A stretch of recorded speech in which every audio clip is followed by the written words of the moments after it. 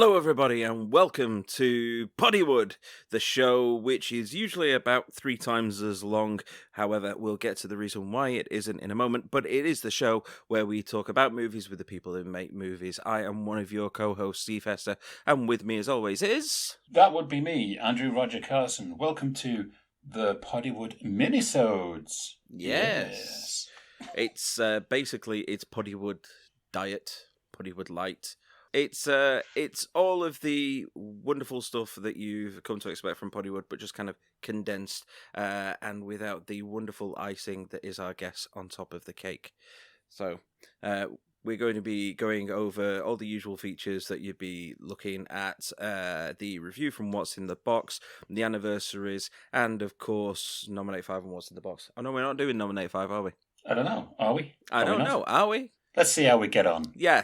We may just feel like we want to interject it a little bit. Yes, and the reason why we're doing minisodes at the moment, it's getting a bit spacious between guests. Mainly, and I will take full blame for it, is I'm just a very busy man. And it's getting hard to really juggle the time frames of everyone and my own time at the moment. So we decided, you know what, we're missing out on weeks here. Why don't we just do some minisodes? So that way Steve can still get his good/bad movie fix. Yeah, and you can still gloat over the fact that I have to watch utter garbage like Ghostbusters 2016. Oh, that was like last time. We're over that now. It's over with. It's done. I'm never getting over that. There's worse movies to come. Mm. This is how it is. We're going to do some minisodes because people are saying, when's the next episode? And I'm like, well, to be honest, we could record one, but let's just do some lights and have some fun with it. And next week, we do have a new monthly fixture on our next episode because Jonas Barnes will be joining us from New York, a fantastic stand-up comedian who does his own unique movie reviews of the stuff that comes out. So I have invited him along to do one. Not do one as in the British sense, but just come along and do a podcast with us. Well, we'll see. We'll see how good he is. we'll see how that goes. About 15 minutes in, go on, do one. No, he is hilarious. I've been seeing the stuff that he does. He also hosts a podcast as well, which we're going to do some cross promotion with. Shock horror. It is shock horror because it is a horror podcast. Mm-hmm. Yes, we will get into that towards the end of the show when we get around. Oh, speaking of getting around, Steve. I'm not buying more drinks. What are you talking about? No, What's in the Box from the last episode was Before Sunset, a movie that gets around everywhere within its hour and a half-ish running time. It's actually an hour and 20 minutes. Really? Yes. Wow. Yeah. Okay, I reviewed Before Sunrise, which was the first of Linklater's. Well, we said that it was a trilogy, but it wasn't because they kind of popped up in another movie or something, didn't they?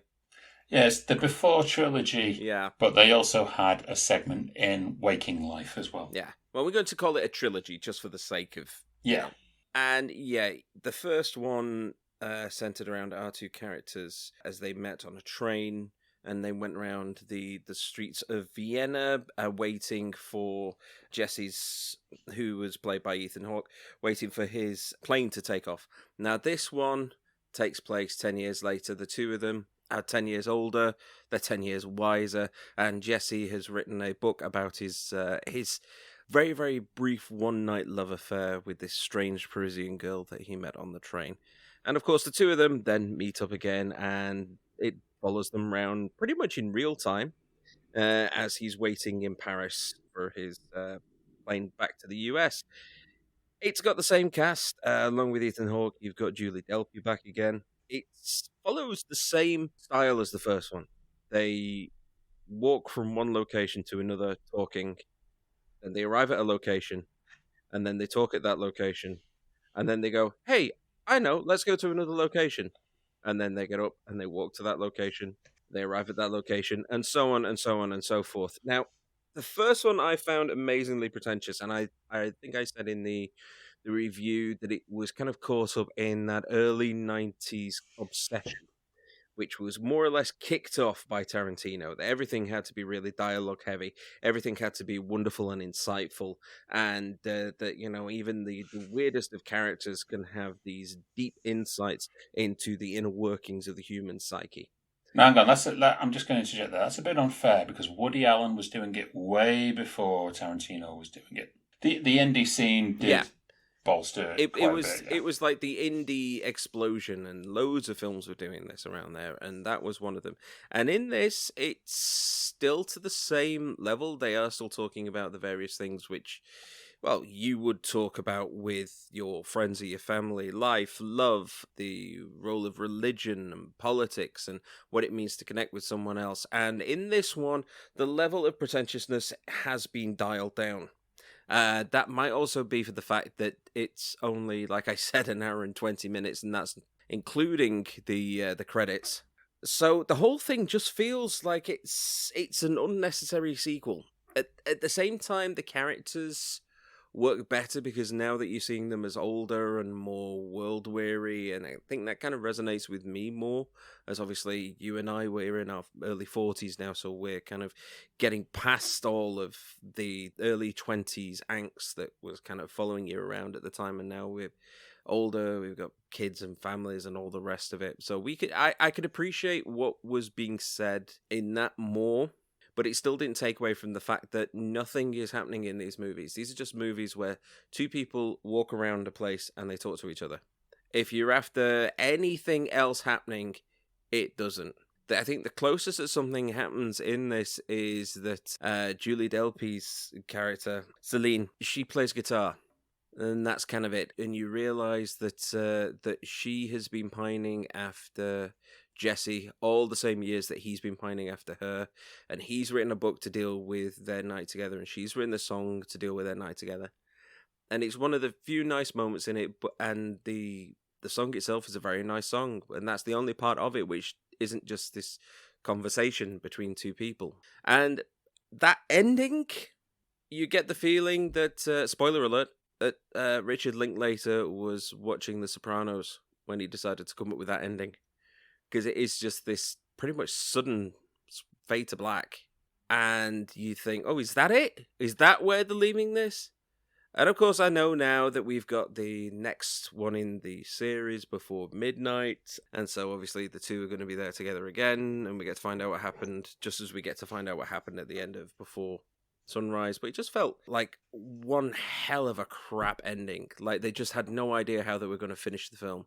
I love that ending. I thought you might have done. I do. That final scene, that entire final scene, and the way it ends off is perfect. Absolutely perfect. And I remember when the movie came out, I was dying to see this movie because I was such a fan of the first one. The great thing that I do love about this movie, it feels very personal to me because I actually did have a kind of girl that got away relationship, kind of similar to it, I guess. And I met up with her a few years later and realized that there was still something there, and we both did. So, and it was around the time that this film came out. So I can get it. You know, Jesse and Celine in their 30s. In the first movie, it was in their 20s, and then in the third one, it's them in their 40s. And I guarantee you there is going to be another one when they're in their 50s. And I'll welcome it. It's the thing with Richard Linklater. You love some of his movies or you hate them, but he brilliantly does character studies with so little. I mean, he does these arty movies like Waking Life or A Scanner Darkly. You know, he also has movies like Boyhood, which transverses over the years. I think he's just a master at what he does. He's very underappreciated in that regard.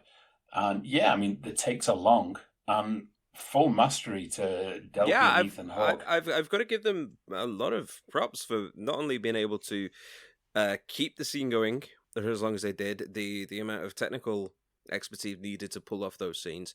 Camera movement is superb. The lighting, the way that they shot everything more or less within the golden hour, that must have been a nightmare to set up. They shot it in 15 days. Just 15 days they managed to capture all of those takes. The longest take is 11 minutes long, which is a hell of an amount. That is the longest take that is in the actual movie. That is mastery on every level. Oh yeah, I am not taking anything away from the technical aspect of it, nor the performance focus needed to be able to do it. What I'm saying is that there's not much in this Oh for no, me. you're not getting the sex scenes. You're not getting car chases. You're not I'm not getting even. the heightened tension or anything like that. It is simply a story of two people rediscovering each other. I'm not after sex scenes or car chases. I just want something to happen. Yeah, in this one, throughout the whole thing, there's virtually no other characters. In the first one, you had the little conversation with the guy on the bridge. Then there was a conversation with the fortune teller outside the cafe. Yeah, the record store. Yeah, you had the record store. So you had all these other characters that were coming in and kind of intersecting with this love story. In this, it's just the two of them throughout the whole thing. It's two people talking for an hour and 20 minutes. Well, to be honest, I mean, that could have fell in a lot with Delpy and Ethan Hawke, because this was the first time with the sequel, them and Linklater really wrote the script all together. So obviously, I think the focus was mainly on these two characters. And I think maybe Delpy and Ethan Hawke focused more on that, because I guess that was the more important thing. I mean, this was, the strange thing is, even though this is, an original script, it actually got nominated for Best Adapted Screenplay. Which makes no sense. Actually, it kind of does. What it is, basically, the Academy, they deem a sequel as an adaptation. Right. And that's why it would actually fall into that bracket. I think this was very much Julie Delpy's movie. It's a couple movie, but she comes out of it the strongest. I mean, she is phenomenal in this film. I thought this really showcased her talents on another level. And I've watched a lot of French cinema and world cinema and things like that. So I knew of her way back before people got a glimpse of her in Killing Zoe or An American Werewolf in Paris, if you want to be that cruel. You can go all the way back to The Three Musketeers, actually, the one with Charlie Sheen in. She has a very small role in that. Famously, there's a great story behind this. Julie Delpy's agent at the time advised her, do not do this movie. And I believe their exact words were, don't do this movie, go to the gym instead. Où est la bibliothèque? Yeah. And funnily enough, that same agent fired her on the same day that he told her that. Well, and more for her, because she has gone on to, be a huge name and a great director as well. Oh, does she direct now? Yes, she does. And she directed, I want to say she directed 2 days in Paris and then 2 days in New York. I'm not sure if she did 2 days in Paris, but I know that she directed one of them. But yes, she's a phenomenal director, phenomenal storyteller. Coming from the French cinema, and you could probably count the amount of female French directors that you know of on one hand. But I only need one finger. It's Julie Delpy. I don't know any others. Exactly. But you're an everyman, so you wouldn't know the vast range of great female directors from around the world. It's even worse than America actually does have its talent in female directors at the moment. And most of them are all from around the world. But yes, I'm going to say I love Before Sunset, and I love Before Midnight as well. And that'll be coming up one day, probably in the future. I'm not going to make you watch all three in a row with a Ghostbusters in between. I'm not that cruel. Well, I've watched 2016 now, so I don't have to watch it again. By the rules that have been set down by what's in the box, it's done. I don't even have to contemplate it again. Exactly. Maybe they could do an American version where they're all walking around somewhere like New York. That'd be interesting. You just have people shouting at each other in the background to get the out of the way. Hey, what you doing walking through Central Park here? Look at you twos. You're trying to have a conversation. I'm trying to sell these knockoff watches. What you want to do? Yes, I'll let you know, because in just a little over a week and a half, I'm coming to America myself. So I'm not jealous. No, you're not. But saying that, there's some anniversaries to go. Watch them again all of the time, or we get them on Prime for free. But we only know how old they are when we learn their anniversary. Yes, the anniversary section.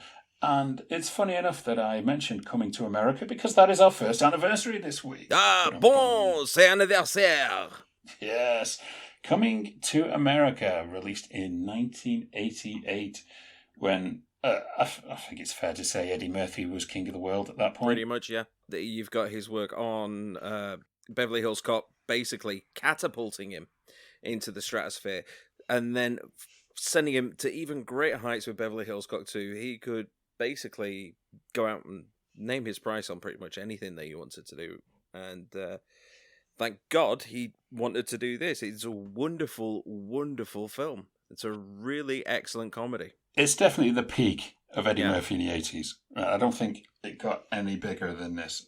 But I'll tell you what, who wasn't on fire at the time was its director, John Landis, whose career was kind of deemed as over. And that's obviously stemming from the Twilight Zone. The Twilight Zone trial that we all know and have heard about. Mm-hmm. But, you know, John Landis, he directed The Blues Brothers. You can go all the way back and say something like Schlock, which was, for me, I actually thought it's a brilliant little movie. No, it's pronounced Shrek.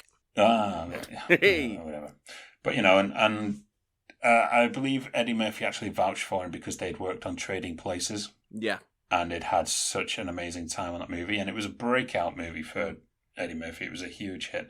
And obviously, John Landis then went on to do Beverly Hills Cop 3. And we always seem to have a pattern of coming back to Beverly Hills Cop 3, but I'm going to give John Landis a bit of a break here because it's between Beverly Hills Cop 3 and Blues Brothers 2000, for which is the most disappointing follow-up. Yeah, I probably would actually put it out there that it's Beverly Hills Cop 3, simply because that Blues Brothers 2000 did have, at bare minimum, a fantastic score. I still have that CD soundtrack to this day. It's cannot argue with just the sheer amount of talent, musical talent that's in that movie. Oh, just in the end bit for the New Orleans track. Yeah, incredible.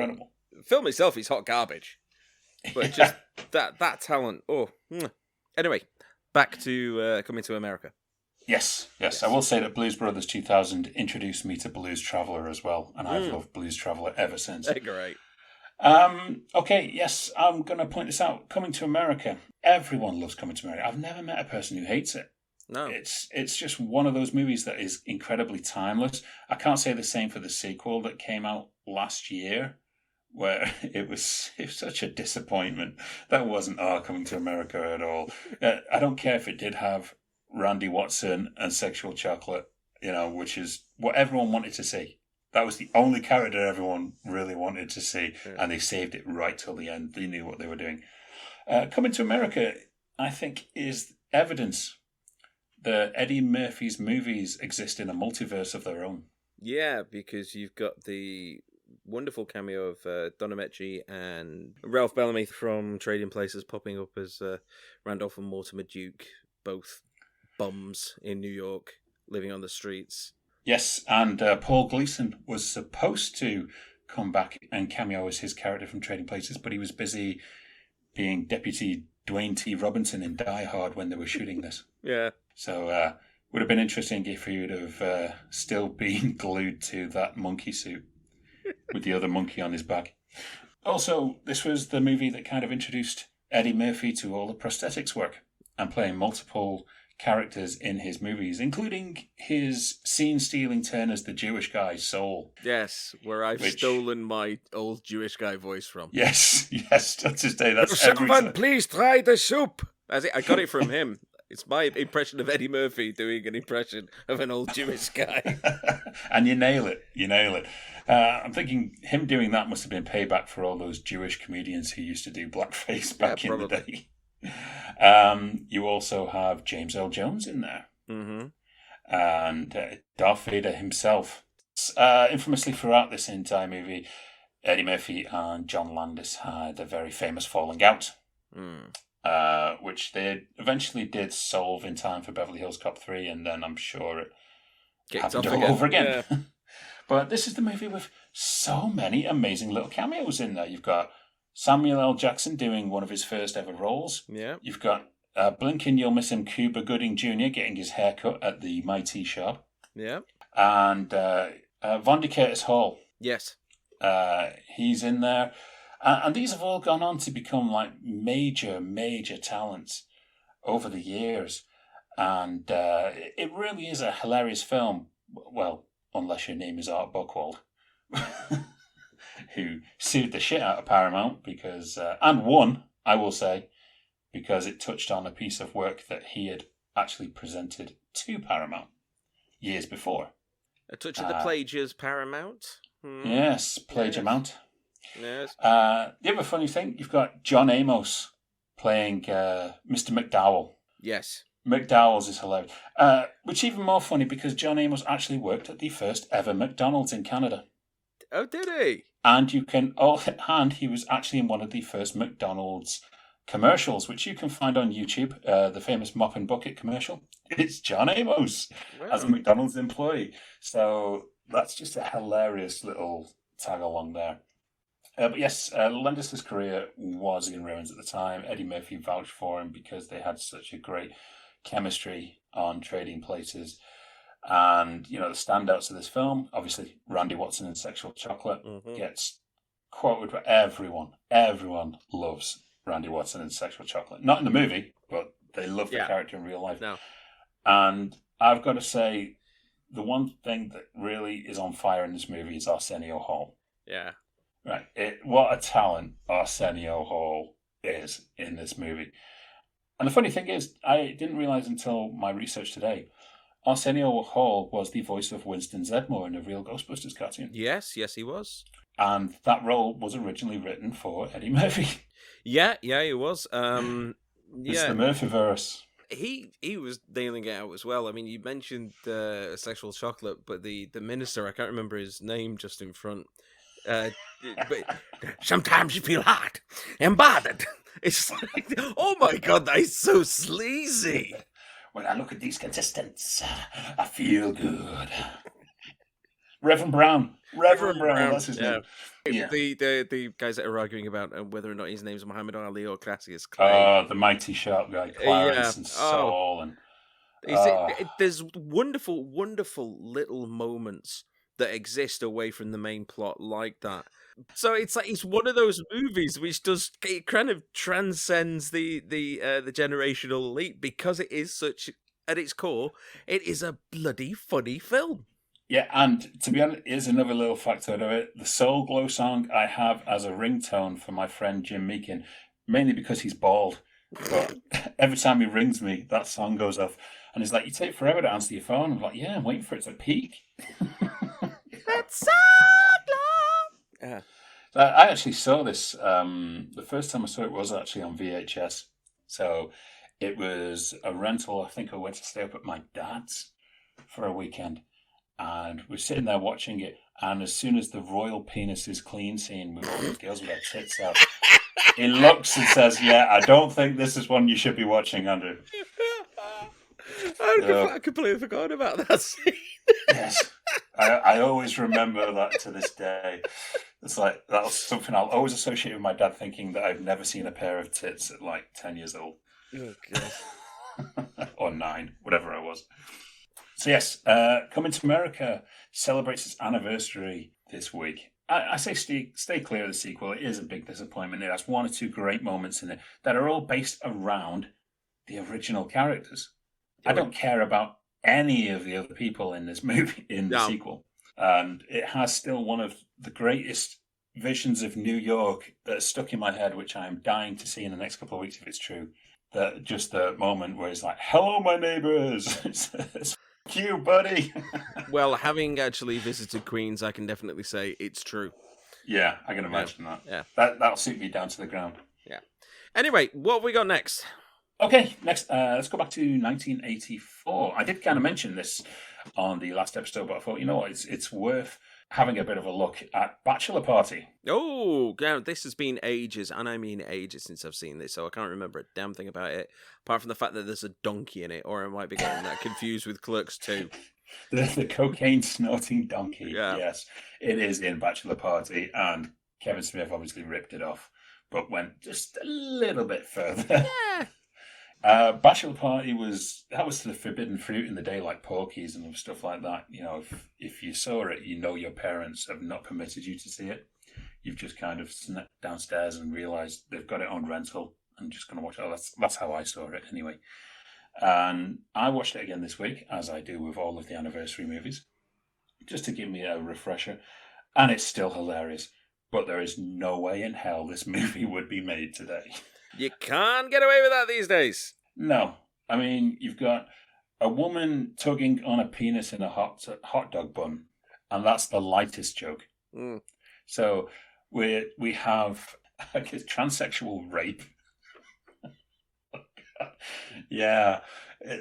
These are things that I never fully appreciated in this film, and nowadays it's like, no wonder Tom Hanks never talks about this movie anymore. Yeah. But you have their little friend who's obviously bedded this, large-billed woman, and this large-billed woman walks into the bathroom and takes a pee standing up. The next minute he's like ripping his clothes off and getting in the shower, kind of like Jim Carrey in Ace Ventura. Yeah. This is definitely a time when that was your punchline. That was your go-to thing. You want to make fun of someone for being a bit different. Let them have accidental sex with a man. Oh yeah. But there's plenty of other things as well, including the stereotypical 80s humor of loads of Japanese businessmen being the horniest people on the planet, and maybe they are. I don't know. I've never met anyone from Japan, let alone Japanese businessmen, so they could be the horniest people on the planet. Well, we'll see when I go to Japan. Not that I'm going to be looking for it, but you never know. Anyway, Bachelor Party, directed by Neil Israel. It's a name that we've kind of mentioned before. He's known as a writer and director. His writing credits, I'm seeing a pattern here. The First Police Academy. Mm-hmm. Yes. Blue Oyster Bar, by the way. Yeah. But also did, there's a brilliant Val Kilmer comedy called Real Genius that he was the writer of as well, which is actually pretty funny. It's a pretty good film. Unfortunately, he was also the writer of Look Who's Talking 2, because there's a movie that needed a sequel straight away. Yeah. With Roseanne Barr in it. Yeah. Yes. Interesting factoids about this movie. Kelly McGillis, Top Gun Kelly McGillis to you, mm-hmm. Was actually cast in the Tawny Kitaen role. But apparently she was fired because she just wasn't attractive enough, apparently. Really? Kelly McGinnis wasn't attractive enough? Apparently so. Well, they kind of put it down that there was no chemistry, and also the fact that before Tom Hanks, Paul Reiser was actually cast. This is not my bachelor party. No, what is this? What are you talking about? Yeah. So they were the original two in Bachelor Party, so they were both kind of recast with Tom Hanks, who I guess he was coming out of Bosom Buddies, the TV series at the time, and those appearances as the cousin or uncle in Family Ties to Michael J. Fox. God, that's how old I am. So he was starting to get into the movies with, this was before Splash. So this was around The Man with One Red Shoe period, I guess, when he was doing movies like Volunteers that no one saw or no one can remember. And to be honest, it has all of the early Tom Hanks humor quirks, like the regular thing where he jokes about exchanging underwear with women, that he's done at least 3 movies in a row. Yeah, because he did it in Dragnet. Now, you come in by yes. I have to. You're wearing my underwear. Yes, exactly. That's a really funny thing, apparently. That they're not even that comfortable. But also, he is joined by his motley crew of people that you don't really know, apart from Adrian Zmed, who you've only ever seen in Grease 2 and TJ Hooker. Come on. That's the only things you know Adrian Zmed from. I've not seen Grease 2, and I can't tell you when I last saw TJ Hooker. Okay. And the American Ninja, Michael Dudikoff, is one of his friends as well. Which is very bizarre to see him doing a comedy, because only a year later he's the American Ninja and has continued to be the American Ninja forever since, I guess. Other people who were also down for the Tom Hanks role, who auditioned apparently, was Jim Carrey, mm-hmm. Howie Mandel, okay, And Tim Robbins. Now, Tim Robbins is the only one I could actually see maybe being along those lines, but his comedy was always still a bit weird. Yeah, I think because he is more of a serious actor, though, isn't he, really, at the heart And of he's it? really tall. Yeah. I mean, Tom Hanks isn't short, though. No, apparently not. You get short with reporters, but... Yeah. After that video where the guys were trying to get photos and they pushed his wife, if that was your wife, you'd turn around and do the exact same thing. Don't say that you wouldn't. I know I Oh, would. God, I'd headbutt him. Yeah. But that's just me. I'm an English savage. A little notice here about Bachelor Party. Good old Pat Proft plays the Screaming Man.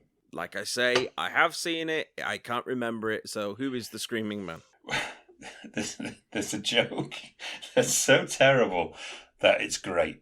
So basically, the guy who was supposed to be played by Ted McGinley from Revenge of the Nerds, he was supposed to be the Swami ex-boyfriend Kent, and he ended up getting, the guy with the massive jaw who usually wears braces. I can't remember what his name is, but he gets stripped and he's hanging out of his window, and this guy actually pulls his curtains aside and he says, "Oh, there's a lovely moon out tonight." Pulls back. Sure enough, there's his arse against the window, and the woman screams and then he screams. So that was an early thing of Pat Proft, who was the writer of it, obviously. So it's a butt joke. It's a butt joke. Bachelor Party, I'm actually going to say, you know what? If you view it in the time window of when it was, it's still shocking, but it's also still funny in places. There's just some things that you have to look at it and go, oh, yeah, it's funny, but that wouldn't fly today. I'm amazed the film hasn't been cancelled yet by certain groups who probably will after they've heard. Yeah, after they've heard this podcast, after they've discovered it, and after they've cleared out every single thing in their life to do other than listen to us, they'll probably do it. Okay, so we've had 2 comedies. One I'm very, very familiar with. One I'm not so familiar with, but I have seen. So I've seen 2 of them. What have we got next? You must have seen this one. I'm going to go online and say you must have seen this movie.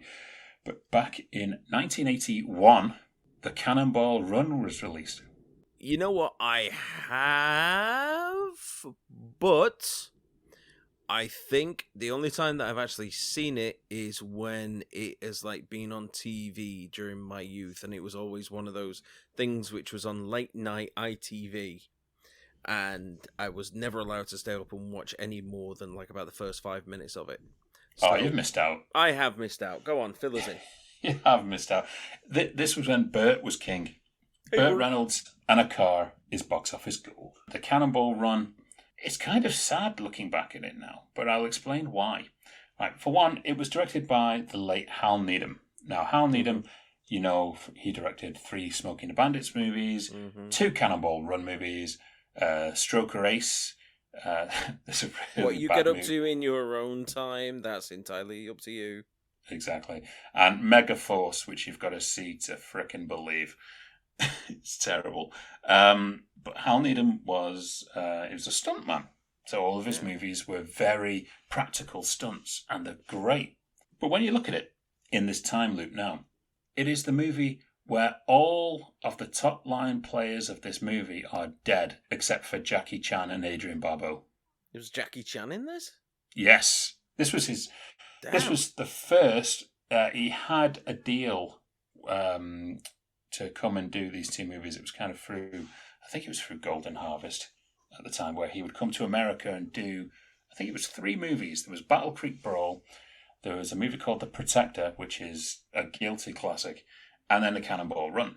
It was to really get his name over to America. And it kind of worked a little bit, but nowhere near as big as it did in the 90s when Rumble in the Bronx was released. Right. So Rumble in the Bronx, obviously, that just catapulted Jackie Chan to a major box office gold. Then you had Rush Hour and et cetera, et cetera. But yeah, Burt Reynolds, Dom DeLuise, Dean Martin, Sammy Davis Jr., Farrah Fawcett, Roger Moore, all of these people who were in this movie. And it was basically an ensemble. It was like those fun movies where they just cram loads of stars in. They'll come and work for 2 or 3 days and just make a movie. And most of these actors did show up for 2 or 3 days, just to come and do their scenes, and then that was it.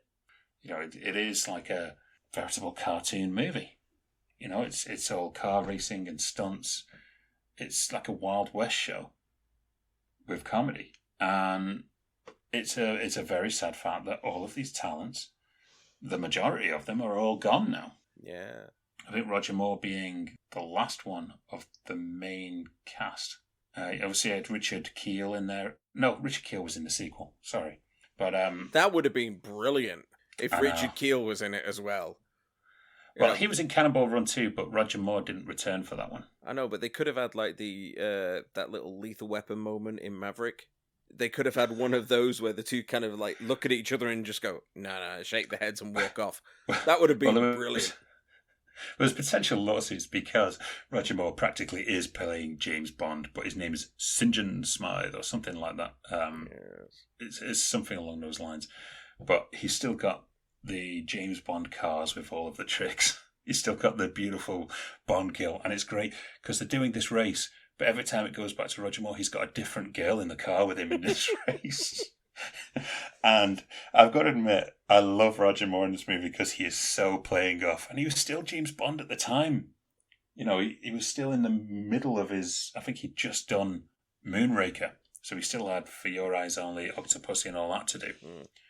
But it's a great parody of himself, which is just brilliant. And this was the movie that inspired Jackie Chan to add bloopers at the end of his movies. Which I'm actually glad that he did. Although, to be perfectly honest, a lot of the stuff that is bloopers in a Jackie Chan movie is just him getting injured in really horrible ways. Yes. The Rumble in the Bronx one where he jumps onto that hovercraft and you just see his foot bend. It's like, breaks his ankle. But yes, he was totally enamoured with the outtakes that they were doing at the end. Thought it was a fantastic gimmick. He took it back with him, and it's been a staple of Jackie Chan movies ever since. Yeah. You know, especially his more comedy martial arts, not his serious ones. Burt Reynolds famously says, you know, he's not got fond... Well, he didn't have fond memories of it. He actually said, you know, it was one of the worst things that he basically sold out to do. He said he did it for his friend, Hal Needham. But he ended up doing loads more movies with Hal Needham afterwards, so it wasn't selling out. Did Hal Needham? Yeah. Thank you. I guess so. But Cannonball Run it's one of those movies that is brilliant, and it wasn't actually supposed to be Burt Reynolds. Originally, it was supposed to be Steve McQueen, but Steve McQueen died of cancer leading up to it. So obviously, Burt stepped in as a favour, and he says he feels like he really sold out. But to be honest, you watch it, and it looks like he's having the time of his life. He even gets his stunt double a role in the movie. There's a cop that pulls over the two girls who get their tits out every time a police officer pulls them over. And it's like, that guy looks spitting image of Burt Reynolds, and that's actually Burt Reynolds' stunt double stand-in. This did lead to a real-life spin-off. Well, probably many real-life spin-offs, but the one which I'm thinking of was the Gumball Rally. Well, funny enough, yes. Which there was a movie, The Gumball Rally, was actually released before the Cannonball Run, but Gumball 3000, and they still do these races. The last official Cannonball race, which was a real thing, because Hal Needham actually participated in it, in the very ambulance that is in this movie. Yeah. And the last one was in 1979, so it was like the year before this movie went into production. Right. Some nice little things about this. Oh, well, I guess not for Jackie Chan. Jackie Chan was a bit pissed off with the movie because he's Chinese and they had him playing Japanese, because in Hollywood it's that easy. I guess. It pretty much is, you there, Asian-looking fellow. Where are you from? Doesn't matter. You're playing this place. Yes. Get in there and play the pervy Japanese guy who's watching porn in the back of the car while they're racing. And if they're not playing porn, they're playing Pac-Man video games in their car. Yeah, like, or they're in little suits with those round glasses on playing stereotypical businessmen. Yeah. You also have, anytime Mel Tillis is in your movie, it's brilliant. The guy with the worst speech impediment in cinema history. But, you know, he's there like, I tell you about the pool. And he's brilliant, especially him and Terry Bradshaw are teamed together in this movie, and they're hilarious. And when you see the outtakes at the end, Terry Bradshaw cannot keep his face straight while Mel Tillis is trying to get his dialogue out.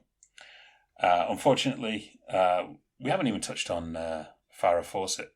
But poor Farrah Fawcett was given so little of this movie other than show up in no bra in a top and turn like the heating down to freezing.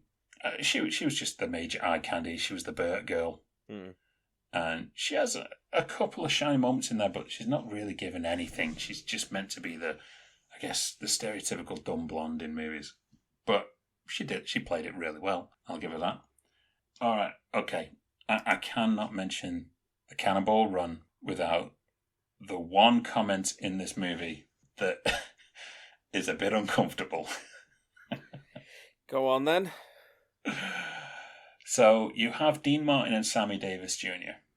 Hey there, pal. Yeah. Yeah, and they're brilliant. They're absolutely brilliant in this movie. They're so sleazy.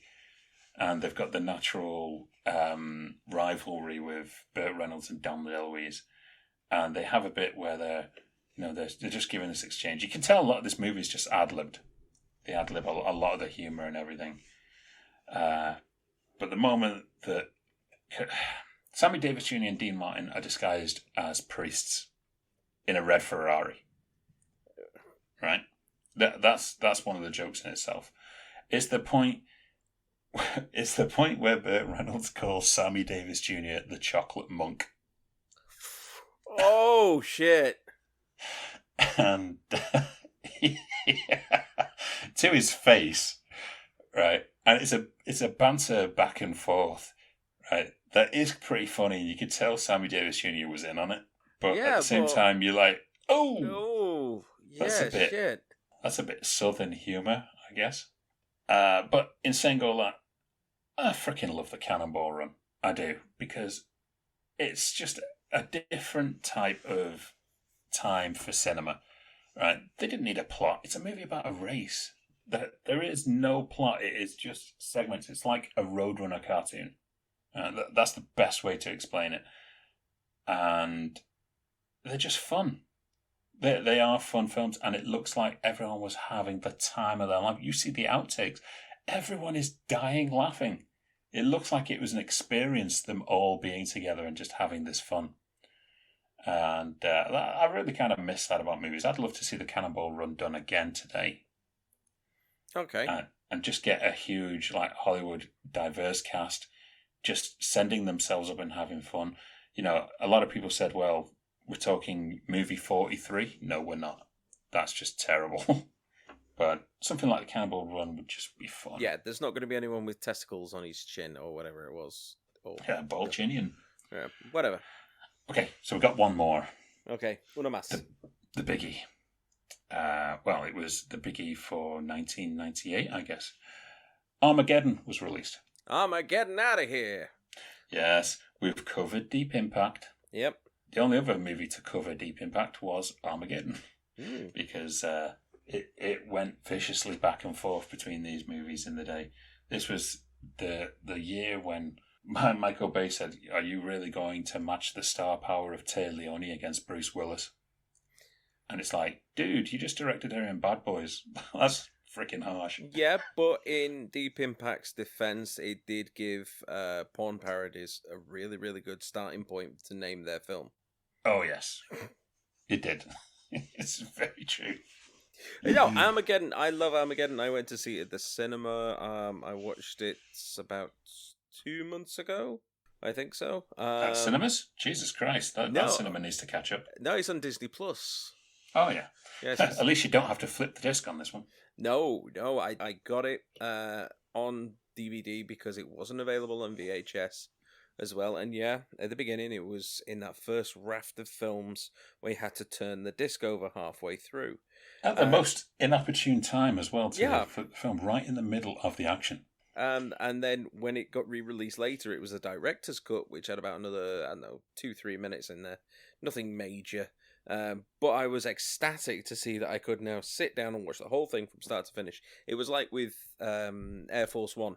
I could do the same thing with that as well. It was brilliant. I was in heaven. I mean, the film is what it is. You know, I'm not gonna deny that it isn't just a great big huge dumb action movie with some massive plot holes. You know, like it would Yes. genuinely be easier to train an astronaut to drill than a driller to go into space. Yes, well, apparently NASA actually shows this movie to new managers, and the trick is they have to spot as many errors as possible. And apparently, the record is 168 errors Is that all? in logic that have been uncovered. Yeah, Michael Bay. All right, Bayhem.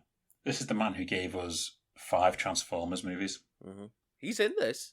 He is in this. He is yes. in this. Yeah. Yeah. So you noticed him in the scene with Billy Bob Thornton. Yeah, it's the one where they say we're going to Hubble, and he kind of moves his chair across a bit and hits a button off one screen. It's either him or Michael Bolton. I don't know.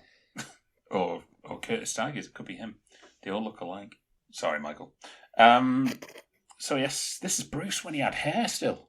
Yeah. It's mad he has patches of hair, but he still has it. This was Bruce Willis famously, he signed on to do this because I believe he was trying to get a project off the ground that just was not gaining any steam. Obviously, franchise pictures weren't around at the time. And Disney consolidated the debt he had on that movie by doing a free picture deal. Armageddon was the first one. It was the Kid? No, The Kid was much later, actually. It was actually The Sixth Sense and then Unbreakable. And he signed on, obviously, to do another one with The Kid. And he might have done 1 or 2 more. I can't even remember. Wow, he looked out after this deal then, didn't he? Oh, yeah. I mean, Bruce was still on fire at this time. And Michael Bay, was on fire at this time. This was just before he did Pearl Harbor, which is amazing because Michael Bay actually considers Armageddon his worst movie. Still, to this day. Yeah. And it's like, I'm pretty sure you've got some others in there that would rank a lot lower than this. We've sat through those Transformers sequels, Michael. Trust me, this isn't your worst film. Yeah. And Steve Buscemi and Billy Bob Thornton have both gone on record saying they both did it for the money. Steve Buscemi actually signed on because his character was more of a heroic type and he wanted to get out of his Weasley type roles that he was in all the time. Apparently they rewrote it as soon as he signed on to become Rockhound, the kind of Weasley sleazebag geologist. And he said he did it because, he wanted a new house. And Billy Bob kind of did it for the same reasons as well. But Armageddon paid off. I mean, it was the highest grossing movie for Walt Disney, highest grossing live action movie for Walt Disney at the time of its release. It's been surpassed since, obviously, by, pretty much everything they've done since. Yeah. But at the time, this was it. And speaking, we mentioned earlier about the Eddie Murphy multiverse. I believe that Armageddon and The Rock exist in the same universe. Yeah, because they share the same president, don't they? The same president. Yeah. Yes. Yeah, I'm glad you noticed that. Yeah. Yeah, because I was like, he's always in kind of like half light. Exactly. So, is there a Bayverse? I don't know. That'd be interesting as well. I know. Well, it wouldn't be because I'm sick of hearing about multiverses and all this shit now, and they're just trying to blend all it. What's so wrong with just having standalone stories nowadays? It's like this one that they're trying to do with, we're going to combine Mask with Visionaries and this, that, and the other. Or we want to combine G.I. Joe and Transformers, or Fast and Furious and Jurassic Park. It's like, fuck off. It's the Saturday morning universe. Well, they don't all work out because the 21 Jump Street Men in Black thing never happened. Oh, thank God, to be honest.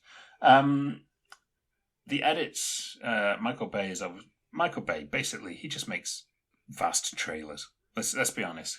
He does them brilliantly, better than anyone we know, but his movies are just basically trailers. And the cuts in this movie are 1.5 seconds on average. Yeah. So you got a new shot every 1.5 seconds. And not only was annihilating Deep Impact the flavour of the week, he also annihilates Godzilla in this movie. Yeah.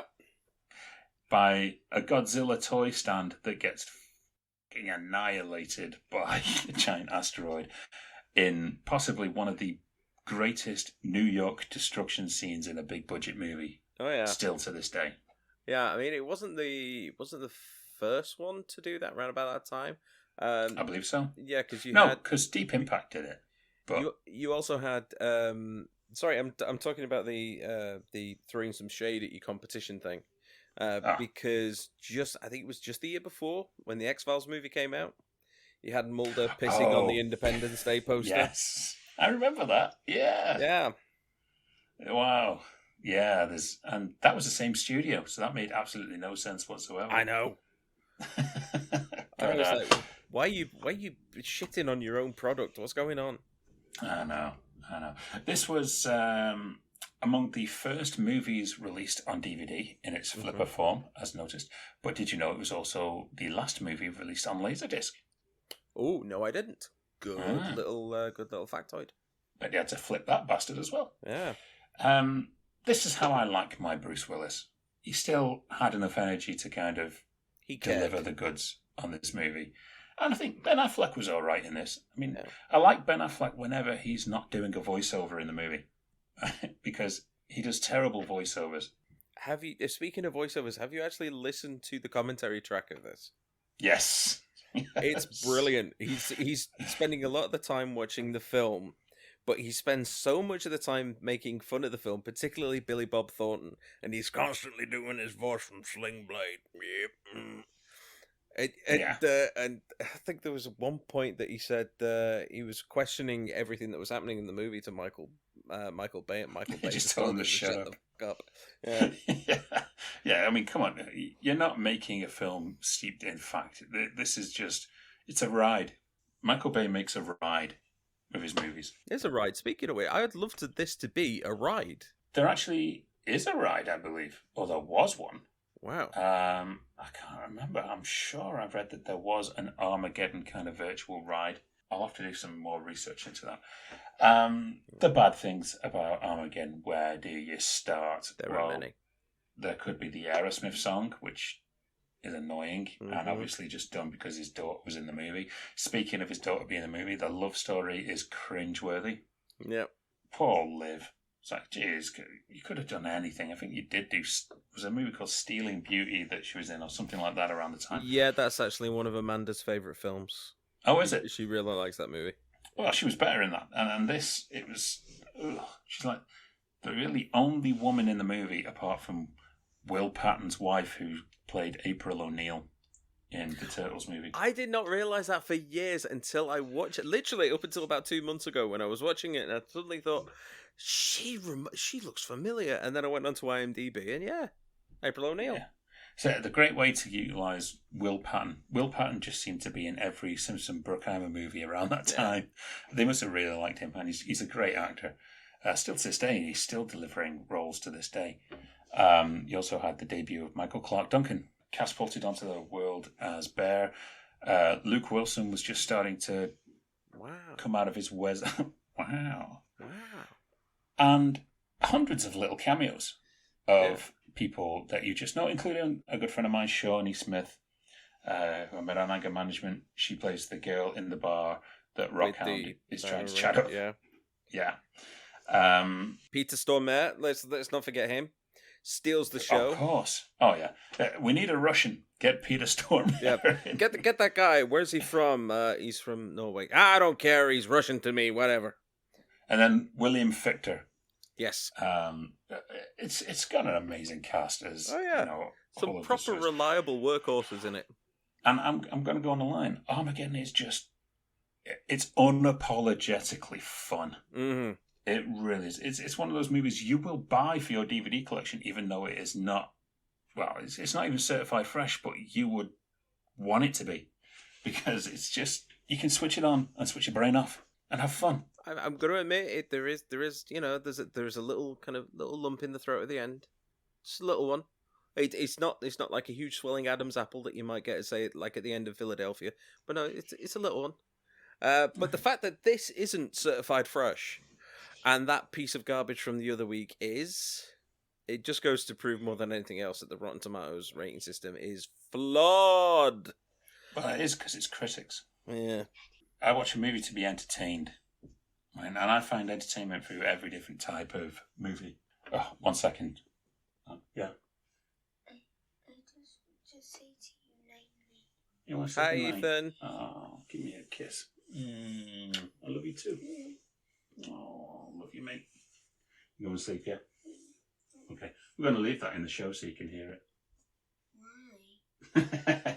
That's all right. Go on. Night, night, mate. Love you. I'm not settling yet. Are you not settling yet? No. Okay. All right. Night, night. Oh, bless. Bless So I was him. gonna just tap me on the shoulder dead gently just to say, just wanted to say good night. Oh, bless his little I know. consort. Leave that in. That's so cute. Yeah. But yes, Armageddon, 1998, and it's going to be eternally enjoyable. That movie, no matter what. Yeah, it is. It is. Right, so we have no guest, do we? No. Which is, I can hear Ethan pissing. Yeah. I can hear him pissing in the background. This is all staying in, by the way. I'm going to play this one for him when he's like 20. Anyway. Okay. Yes. Okay. For those of you who are going to miss Nominate 5 this week, tough. Yeah. We'll have one next week. We've not got rid of it.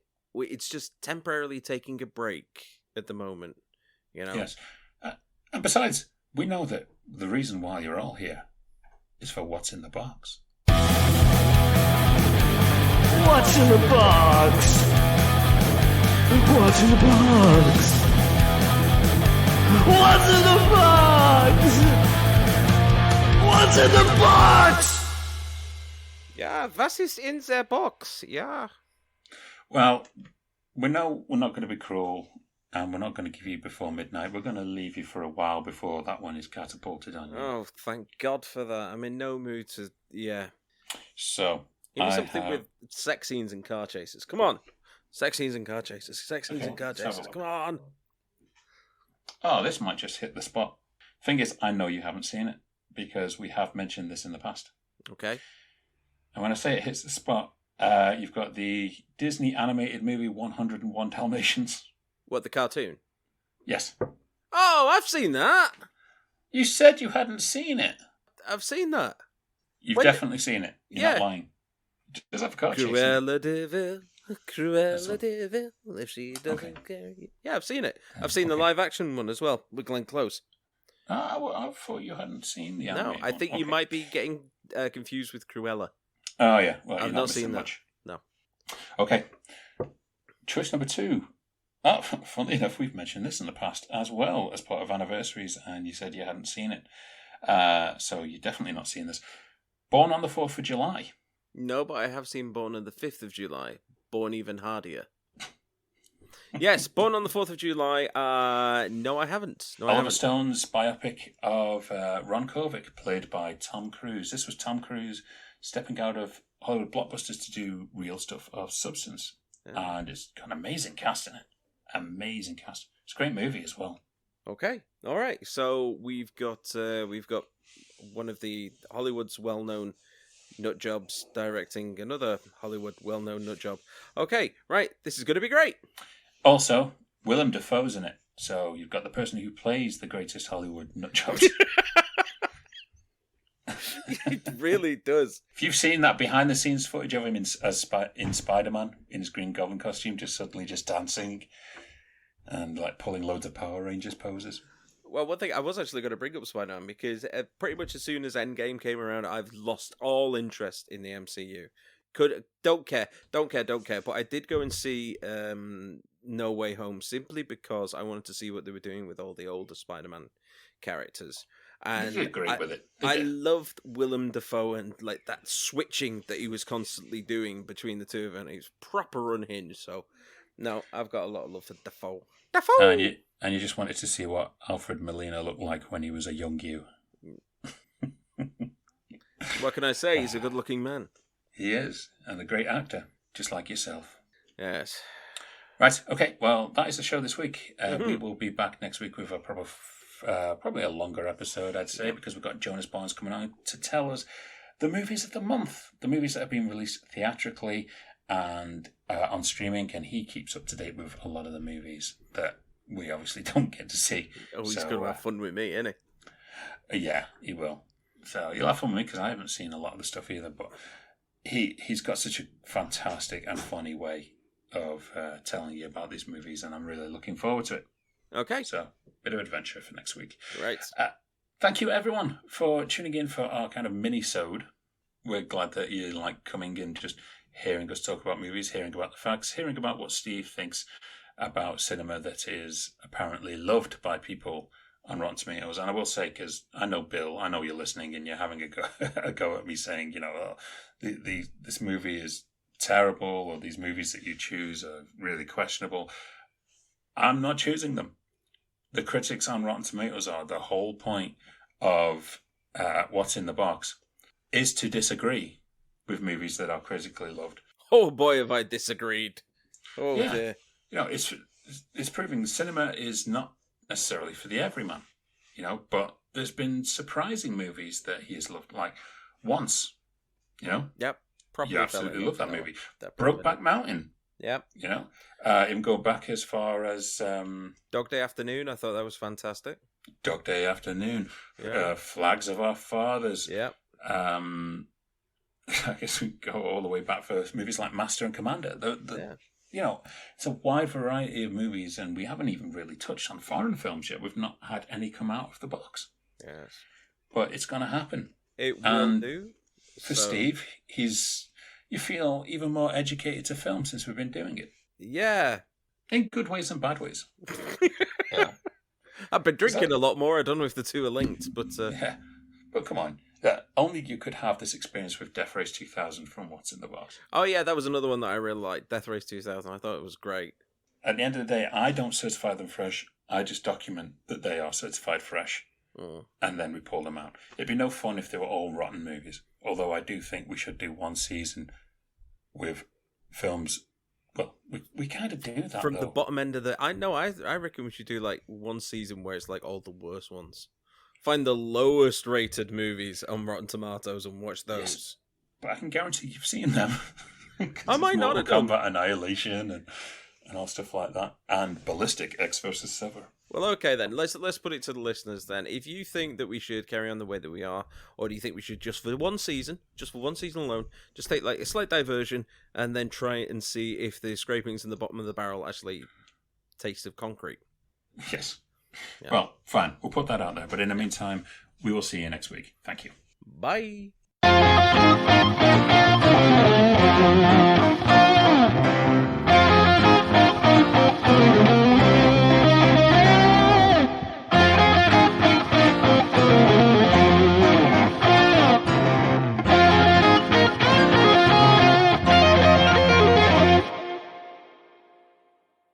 Right. And now I had a Chinese delivered 45 minutes ago that I'm now going to go and heat up. Well, you know what? I had a Chinese delivered just before, and I have the fortune cookie right here. It didn't get open, and I might even put this into the show. So here we go. The fortune is... It has a word which is gift, and the fortune is the time is right to make new friends. Oh, wow. They really don't like these What's in the Box. No.